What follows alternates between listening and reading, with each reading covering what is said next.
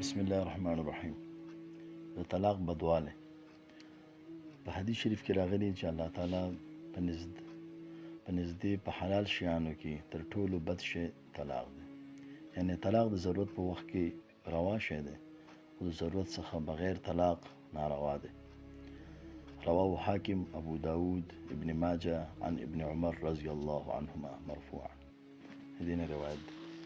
په بل حدیث شریف کې راغلی چې نکاح کوي او بې ځایه طلاق مه ورکوي، ځکه چې الله تعالی د هغه سړی نه خوښوي چې د ډیرو ښځو خوند ګوري، او هغه ښځه نه خوښوي چې د ډیرو سړو خوند ګوري.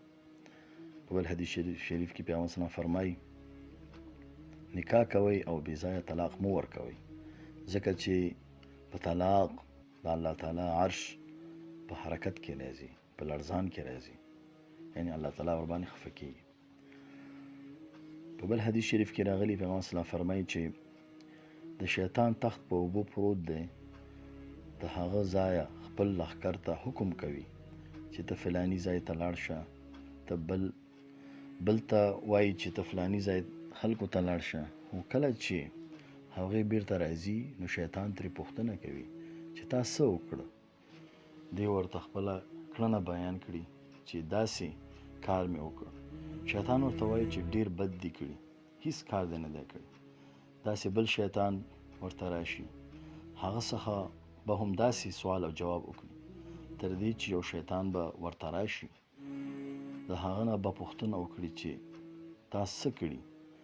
دی به ورته ووایي چې ما د یو سړي او ښځې ترمنځ جداوالی راوستی. شیطان به ورته آفرین او شابسې ورکړي او ځان ته به یې رانږدې کړي چې تا ښایسته کار کړی. نو مسلم شریف کې دا حدیث راځي. بل حدیث کې پیغمبر اسلام فرمایي چې کومه ښځه چې پرته له مجبورۍ، بغیر د کوم مجبورۍ د خاوند څخه د طلاق غوښتنه وکړي، تر ډیره لرې پورې به د جنت بوی هم هغه ته ونه رسیږي، د جنت بوی به ورباندې حرام.